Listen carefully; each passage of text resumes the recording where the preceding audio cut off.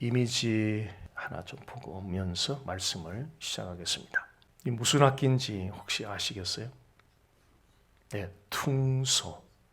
퉁소와 관련한 우리 격언이 하나 있습니다. 혹시 어떤 격언인지 아세요? 퉁소와 관련한 격언. 방한퉁수. 방한퉁수는 집안에서만 큰 소리 치는 사람들, 집안에서만 큰 소리 치는 사람들을 가리켜서 방한퉁수라 그러는데, 우리 그리스도인들이 그리스도 중심의 삶을 살아내는 모습이 어쩌면은 방한퉁수 같은 그런 모습은 아닌가 하는 생각을 해 보게 됩니다. 즉 특정한 장소, 예배드리는 예배 처소 안에서는 그리스도 중심적인 말과 행동으로 비춰지는 데 반해서 예배 처소를 벗어났을 때 일상의 삶에서의 모습은 그렇지 않을 때가 많다는 것을 어쩌면 우리 모두가 공감하는 부분이 아닐까 싶습니다. 그리스도 중심의 삶을 살아내는 진짜 필드는, 우리가 예배드리는 예배 처소보다 진짜 필드는 가정과 일터라고 봅니다. 대부분의 사람들은 가정과 일터에서 보내는 시간이 어쩌면 98%, 99% 이상이 가정과 일터, 이 두 장소에서 거의 다 시간을 보내고 있습니다. 계곡에서 흐르는 물은 흘러서 결국은 바다로 최종적으로 흘러 들어가듯이, 예배 처소에서 우리가 듣게 되는 그리스도 중심의 삶에 관한 그런 말씀들이 흘러서 결국 최종적으로 흘러줘야 되는 그 장소는 가정과 우리가 일하는 일터, 그 안에서 부딪히고 만나는 사람들 간의 관계 속에서 흘러넘쳐나야 될 것입니다. 사도 바울은 오늘 말씀을 통해서 가정의 아내와 남편들에게서 나타나야 되는 그리스도 중심의 삶의 모습에 관해서 우리에게 말씀해 주고 있습니다. 아내와 남편이 각각 그리스도 중심의 삶을 살아갈 때에 그 부부 생활이 건강할 것이고, 그 부부 생활이 결국은 행복해질 것이라고 봅니다. 이런 관점에서 오늘 우리에게 주는 각자, 남편은 남편들에게 또는 아내는 아내들에게 해당되는 이 말씀을 들으면서 우리가 그리스도 중심의 삶의 모습을 어떤 장소에 머물든지 그 모습을 드러낼 수 있는 그런 결단의 시간이 되었으면 좋겠습니다. 먼저 아내들에게서 나타나야 되는 그리스도 중심적인 삶의 모습입니다. 오늘 읽었던 골로새서 3장 18절 말씀 다시 한번 보겠습니다. 아내들아 남편에게 복종하라. 이는 주 안에서 마땅하니라. 남편에게 복종하라는 이 말을 아내분들이 들었을 때 기분이 어떨까? 제가 설교를 준비하면서 한번 상상을 해봤거든요. 덜 익은 감을 떫은 감이라 그러잖아요. 이 떫은 감을 한 입 탁 베먹으면 그 표정들이 있어요. 그 떫은 감을 베먹었기 때문에 떫은 표정이 있거든요. 남편에게 복종하라는 이 말에 대한 아마 대부분의 아내들의 표정이 마치 떫은 감을 한 입 베먹은 그런 마음이 아닐까. 약간 떫은, 불편한 거죠. 그래서 그게 유쾌한 소리는 안 그렇게 들리지 않을 것 같습니다. 반면에 남편분들은 또 어떻게 이 말을 들을 때, 아내들이 복종하라는 말을 들을 때 남편들은 어떤 기분일까? 저 스스로 생각해 보니까 약간 쾌재를 부르고 싶은 아주 통쾌한 그런 기분도 좀 있는 것 같았습니다. 남편과 아내들이 이 말씀을 이렇게 반응을 한다면 우리는 이 말씀에 대해서 잘못 이해를 한 결과일 것입니다. 이 말씀을 보다 더 정확하게 이해하기 위해서 조금 더 구체적으로 말씀하고 있는 에베소서 5장 22절로 가보겠습니다. 아내들이여 자기 남편에게 복종하기를 주께 하듯 하라. 여기 남편에게 복종하기를 주께 하듯 하라고 지금 요청하고 있는데요.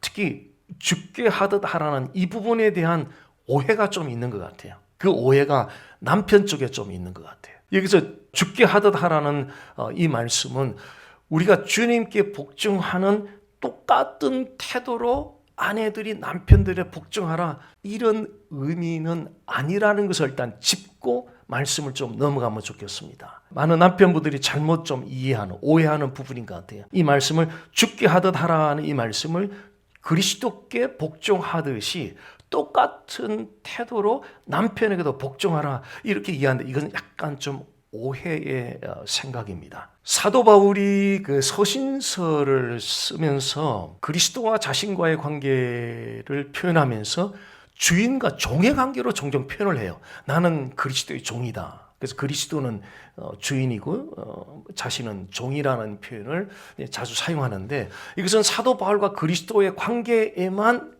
해당되는 것이 아니라 그리스도와 그를 믿고 따르는 모든 그리스도인들의 관계도 머리이신 그리스도가 바로 주인이 되시고, 그를 따르고 믿고 따르는 그리스도인들은 그분의 종된 자들이라는 것입니다. 자, 그리스도는 완전한 하나님이시죠. 또 그리스도는 완전한 사람이에요. 그래서 그분이 명령하는 모든 명령은 단 하나도 예외 없이 그 명령 자체가 조금도 부족하면 완전한 명령입니다.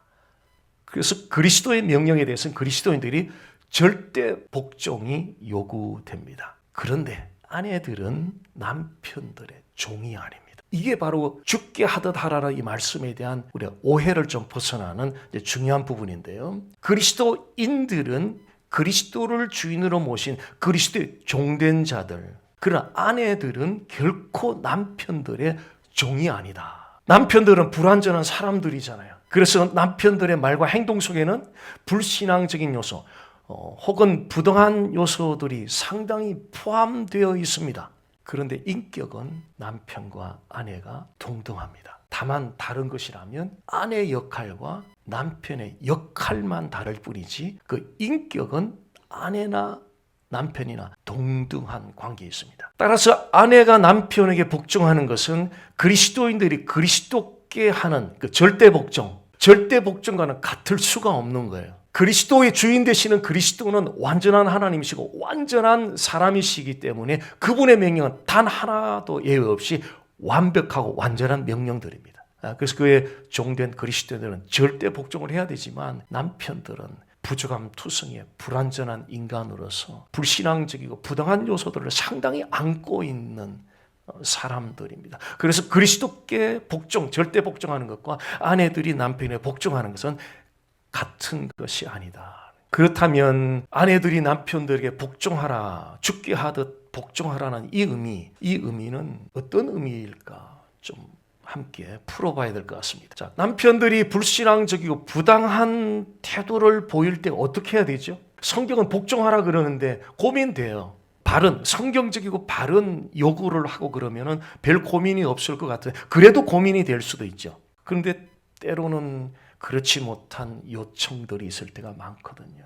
그럴 때 아내들이 복종하라는 이 성경 말씀 속에서 굉장히 스트러글링 하면서 고민들을 많이 하게 되는 것 같아요. 어떻게 해야 되느냐는 거죠. 남편들의 요청이, 남편들의 말과 태도가 불신앙적이고 부당한 그런 태도를 보일 때, 그럼 아내들은 남편의 복종하라는 이 말씀을 어떻게 적용을 시켜야 되느냐는 거죠. 이런 경우는 무조건 복종하는 것이 성경적인 태도는 아닙니다. 불신앙적이고 부당한 태도를 보이는 부분에 대해서는 분명히 거부를 할 수 있어야 됩니다. 다만 중요한 것은 그 거부를 하면서도 아내들은 남편이 하나님의 섭리에 결국은 순응해 갈 수 있도록 온유하며 지혜로우며 친절하며 사랑스러우며 덕스러운 행동으로 남편에게 반응해 보여야 된다는 것입니다. 불신앙적이고 부당한 태도를 보일 때 아내들이 보일 수 있는 그 반응, 남편에게 복종하라는 이 말씀을 적용할 수 있는 그런 모습은 무조건 복종하는 것이 아니라 거부를 하되 태도가 중요하다는 거죠. 태도가 덕스러워야 된다는 거죠. 아무리 올바른 주장을 하더라도 태도 자체가 덕스럽지 못하면 하나님이 그것을 기뻐받지 않는다는 거예요. 온유하며 지혜로우며 친절하며 사랑스러우며 덕스러운 행동으로 결국 남편이 그런 불신앙적이고 부당한 모습을 보이는 남편이 결국은 하나님의 섭리 가운데로 돌아오도록, 그의 생각과 말과 행동이 하나님의 섭리 가운데 돌아오도록 마음으로 아내들은 덕스러운 거부를 할 수 있어야 된다. 그 이유는 남편은 아내의 머리가 되는 리더이기 때문에 그렇다는 거죠.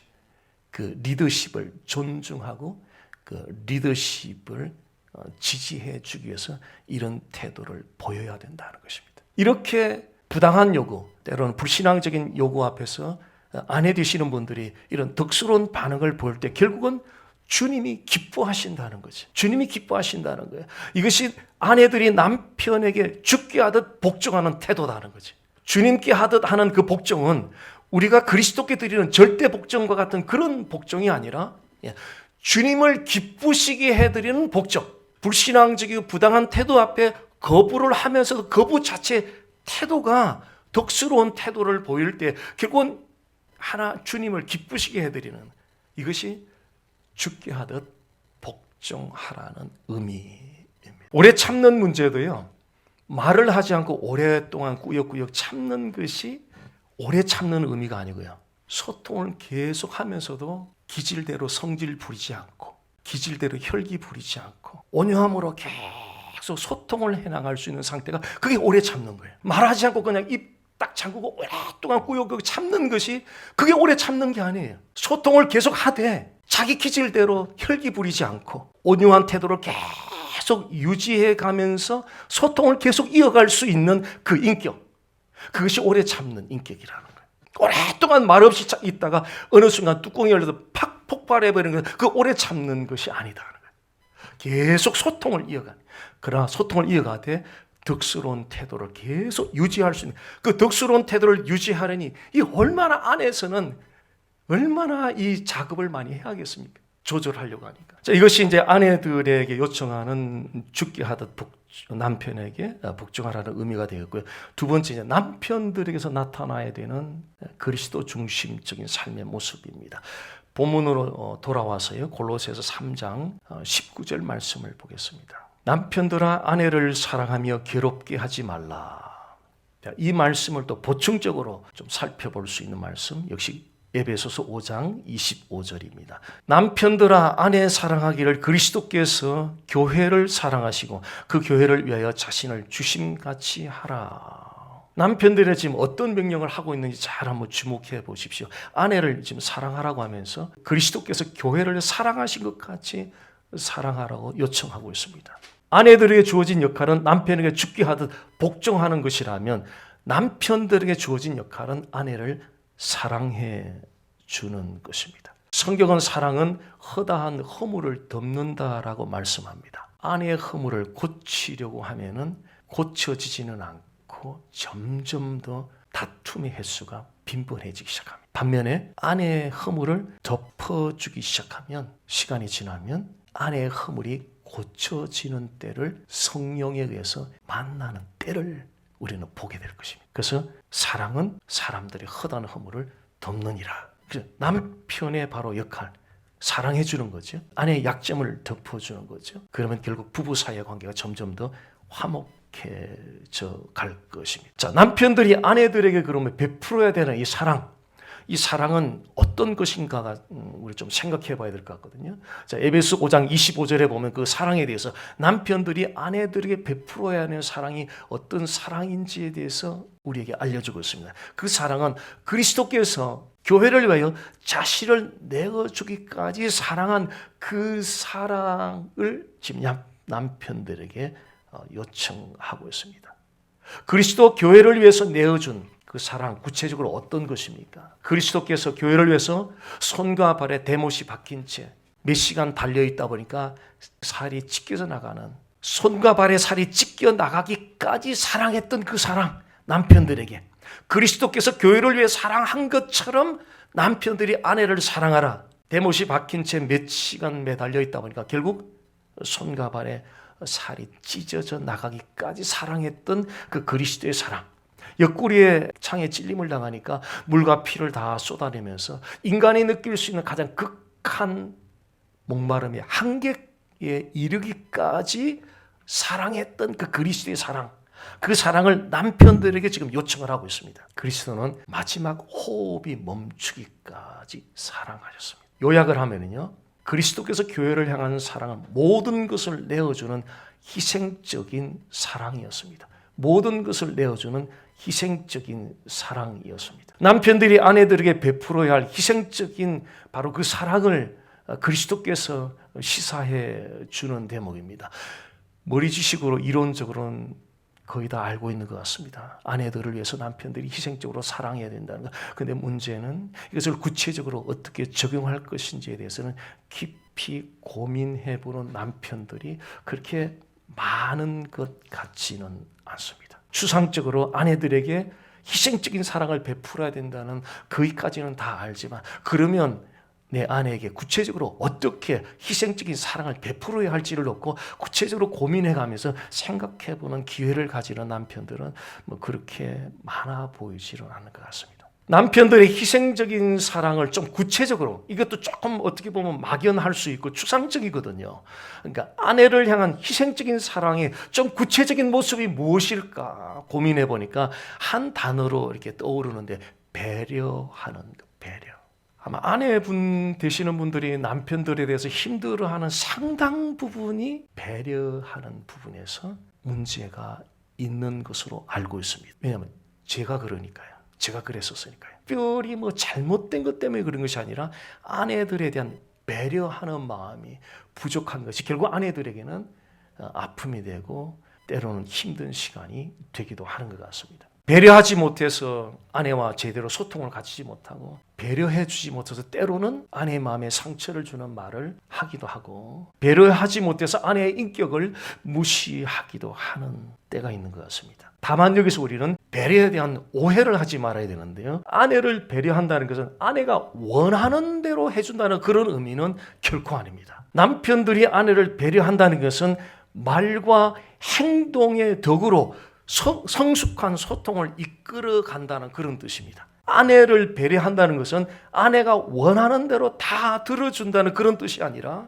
아내를 배려한다는 것은 말과 행동의 그 덕으로 소통의 관계를 끌어가는 상태, 그 상태가 즉 아내를 배려해 주는 상태라고 할 수 있습니다. 남편됨의 참된 자격, 남편됨의 진정한 자격은 말과 행동의 덕을 보이므로 성숙한 소통으로 아내들에게 배려해 주는 남편, 그 남편이 남편의 참된 진정한 자격을 갖춘 사람일 것입니다. 그런데 문제는 이것이 쉽지 않다는 것, 말처럼 쉽지 않다는 것입니다. 오늘날 이 남편의 역할에 관한 내용 정보는 무수하게 많이 나와 있습니다. 아마 오늘날처럼 결혼 세미나, 부부 세미나가 많은 시대도 없었을 것 같습니다.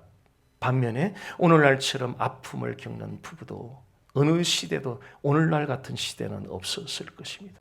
시중에 나와 있는 수많은 결혼 생활 정보들, 부부 생활 정보들, 그 중에 많은 내용들은 진정한 남편의 역할로 안내해 주지 못하는 내용들로 가득 차 있습니다. 진정한 그 남편의 역할을 하기 위해서는 출발을 잘 해야 되는데요. 그 출발은 오늘 이 말씀처럼 남편들이 아내를 사랑하는데, 남편들이 아내를 배려하는데 그 example을 보여줬거든요. 그 example은 바로 그리스도를 보여줬다는 거죠. 즉 남편들이 아내를 배려할 때의 출발 지점을 우리에게 정확한 이정표를 보여준 사건이거든요. 그리스도께서 십자가의 죽으심으로 나 같은 죄인을 살리기 위하여 배려해 주신 그 그리스도의 마음, 여기에서 남편들이 출발을 함으로 아내들을 배려하는 실천을 해나가는 거예요. 세상 타종교회는 출발 지점이 다르죠. 우리와 같지가 않습니다. 그들은 말을 덕스럽게 하면 된다 그러고요, 행동을 모범적으로 하면 된다, 윤리적으로 하면 된다 그래. 결코 그들은 그리스도를 이야기하지 않습니다. 결코 그들은 그리스도의 십자가에서 출발하러 요청하지 않습니다. 도덕적으로 윤리적으로는 훌륭한 강의를 할 수 있지만, 그러나 그는 복음의 이야기가 아니거든. 복음의 이야기는 윤리도 도덕도 반드시 출발이 그리스도의 십자가에서 출발을 해서 윤리도 실천하고 도덕도 실천하게 될 때 이것이 복음의 이야기가 되는 거죠. 어쩌면 남편의 역할, 아내의 역할, 불교 경전을 제가 잘은 모르지만 틀림없이 있을 거예요. 틀림없이 있을 거예요. 똑같은 이야기라면 성경과 불교 경전에 무슨 차이가 있겠습니까? 불교 경전은 남편이 아내를 사랑하라 그러고 아내가 남편에게 복종하라고 말할 수 있어요. 그러나 그들은 결코 말할 수 없는 것이 있어요. 그리스도의 십자가에서 출발하는 이야기는 불교 경전 절대 말할 수 없어요. 오직 기독교만이, 성경만이 말할 수 있는 것, 반드시 그리스도의 십자가에서 출발하라고. 남편들의 목표는 단순히 도덕적으로 윤리적으로 훌륭한 남편이 되는 것이 고로는 아닙니다. 그리스도인 남편들의 목표는 결국은 그리스도를 빛나게 하고 그리스도를 영화롭게 하는 데 있습니다. 그래서 출발이 그분에게서 출발해야 된다는 것입니다. 자, 남편들이 이런 희생적인 배려를 통해서 아내들을 사랑해야 되는 궁극적인 매우 중요한 목적이 하나 있습니다. 에베소서 5장 25절, 26절, 27절 남편들아 아내 사랑하기를 그리스도께서 교회를 사랑하시고 그 교회를 위하여 자신을 주심같이 하라. 이는 곧 물로 씻어 말씀으로 깨뜨리게 하사 거룩하게 하시고 자기 앞에 영광스러운 교회로 세우사 티나 주름 잡힌 것이나 이런 것들이 없이 거룩하고 흠이 없게 하려 하심이라. 아멘. 자, 27절 마지막 부분에 보시면은요. 자, 25절에서 남편들아 아내 사랑하기를 시작하면서 27절에 마지막에 보면 거룩하고 흠이 없게 하려 하심이라.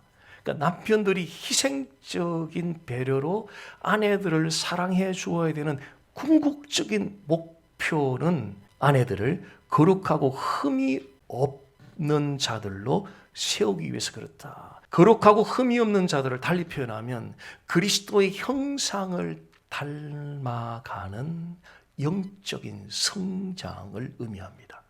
그리스도의 형상을 닮아가는 영적인 성장. 집이 다 완공된 상태에서는 그 집주인들이 집을 판단하죠. 원래 설계 도면대로 내가 원하는 대로 집이 제대로 지어졌나 판단을 해요. 여기저기 좀 아쉬운 부분들이 나올 때가 있어요. 저도 약 5, 6년 전에 집을 새로 지어서 사는 그런 경험을 했었는데요. 다 지었다 그래서 가보니까 한 서너 군데가 좀 아쉽더라고요. 제가 생각했던 건 좀 다르더라고요. 근데 집을 한참 건축 중일 때는 평가와 판단이 핵심이 아니라 설계 도면대로 집을 잘 건축하는데 모든 에너지를 집중하게 돼요. 결혼 생활은, 부부 생활은 집을 지어가는 건축 과정과 같습니다. 남편들은 아내들을 판단하고 평가하기보다는 집 지어가는 과정이잖아요. 결혼식을 마쳤다는 것은 이제 기초공사를 놓았다는 것, 지나지 않는 거거든요. 평생 동안 어떻게 해요? 그 아내들을 거룩하고 흠이 없는 자들로, 다시 말하면 그리스도의 형상을 담는 영적인 성장을 이루도록 하는 것이 누구의 몫이냐면 남편의 몫이라는 거예요. 남편의 책임이라는 거예요. 남편의 역할이라는 거예요. 그래서 희생적인 배려를 통해서 아내들을 그토록 사랑해 줘야 되는 중요한 궁극적인 목적은 그 아내들을 그리스도의 형상을 닮아가는 영적인 진보를 이루도록 하는 것이 남편들에게 주어진 중요한 미션이기 때문에 그렇다 하는 것입니다. 결혼 생활에 중요한 것은 남편과 아내가 각각 자신들의 역할을 성경적으로 이해하고 실천하는 데 있습니다. 오늘날 실천하는 데는 참 많습니다. 세미나도 많습니다. 그런데 성경적으로 내 역할이, 남편들은 내 역할이 이거다라고 확실하게 붙잡고 아내들도 성경적으로 나의 역할은 이거다라고 확실하게 잡는 사람들이 생각보다 그렇게 많지 않다는데 오늘날 우리의 어려움이 있다는 거죠. 생활에 대해서는 굉장히 많이 풍성해요. 근데 진작에 그 생활이 되게 만드는 그 생활은 어디서 나옵니까? 남편이 남편 역할을 제대로 할 때 생활이 나오는 거고 아내가 아내 역할을 제대로 할 생활은 열매로 나오는 거죠. 근데 이 역할에 대해서는 쉽게 간과한지 자꾸 생활을 하라. 생활을 하니까 이거 자체가 계속 마치 팽이가 돌아가듯이 제자리 돌고 하는 것입니다. 그래서 성경적으로 남편 역할이 무엇이며 성경적으로 아내 역할이 무엇인지를 바르게 이해하고 실천하는 건 대단히 중요한 일이라는 거죠. 아내 역할은 주님을 기쁘시게 해드리는 복종을 남편에게 드릴 수 있어야 된다는 거죠. 주님을 기쁘시게 해드리는 복종입니다. 무조건 일방적인 그런 복종이 아니라 그 복종이 혹 복종을 거부하더라도 주님을 기쁘시게 해드리는 것이 목표로 하는 거죠. 그래서 주님을 기쁘시게 해드리는 복종을 남편에게 드릴 수 있어야 되고 남편들은 희생적인 배려로 아내를 사랑해 줄 수 있어야 합니다. 아내가 주님을 기쁘시게 해드릴 마음으로 남편에게 복종을 하고, 남편들은 희생적인 배려로 아내를 사랑해 주게 될 때 남편과 아내가 모두 다 그리스도 형상을 닮아가게 되니 결국은 원네스, 남편과 하나가 하나됨을 이루게 되고, 그 하나됨은 결국은 하나님을 영화롭게 하는 것이 하나님이 결혼 생활을 디자인한 본질이고 목표다는 것입니다. Imitate the image of Jesus Christ. Oneness, glorify God. 이것이 부부들에게 주어진 중요한 미션임을 기억하시기를 바랍니다.